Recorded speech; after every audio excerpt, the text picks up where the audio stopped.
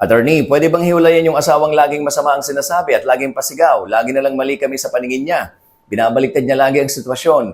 Lagi niya akong sinisisi sa lahat ng bagay. Hirap na ako makisama sa kanya. Kaso nag-i-stay ako kasi may mga anak kami at kasal kami. Sa tanong na kung pwedeng hiwalayan ng asawa kung laging masama ang sinasabi, ang sagot ko syempre dyan ay pwede naman. Kasi hindi naman pinagbabawal sa batas ang pakikipaghiwalay. Kasi nga kung hirap ka na naman talaga sa sitwasyon ninyo, yun nga lang kung hiwalayang legal, syempre kailangan may legal din na basihan. For legal separation man yan or annulment of marriage or declaration of nullity of marriage. Sa sitwasyon mo at base sa kwento mo, pwedeng pumasok sa psychological incapacity as a ground for a petition for declaration of nullity of marriage under Article 36 of the Family Code. Kailangan mo lang syempre mapatunayan na at the time of the celebration of marriage ay psychologically incapacitated ang sino man sa inyo. Ano yung tinatawag na essential marital obligations? Ito yung kakayahan niyang iparamdam sa iyo ang pagmamahal, respeto, katapatan, suporta, yung mga ganyang bagay. Base ho yan sa Article 68 ng Family Code. The husband and wife are obliged to live together, observe mutual love, respect and fidelity, and render mutual help and support.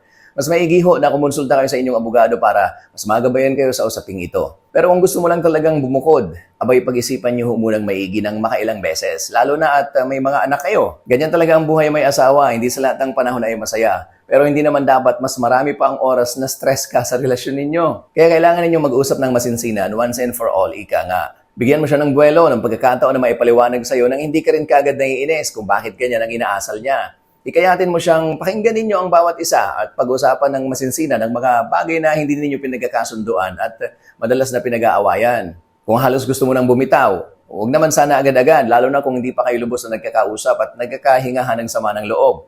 Isipin nyo parati ang mga anak nyo. Mabuti sana kung magjowa pa lang kayo, pwede yung cool off muna para malaman nyo lang kung mamimiss nyo ang isa't isa. Hindi mag-asawa na kayo. Yung mga anak nyo ang maapektuhan pag nagkataon. Kung sincere ka naman at wala namang third party, sadyang mabunganga lang talaga ang asawa mo, kailangan nyo mag-usap ng masinsinan. Kailangan nyo maging completely honest sa isa't isa para makapag-adjust kayo. Kung hindi man para sa relasyon nyo, at least man lang para sa mga anak nyo.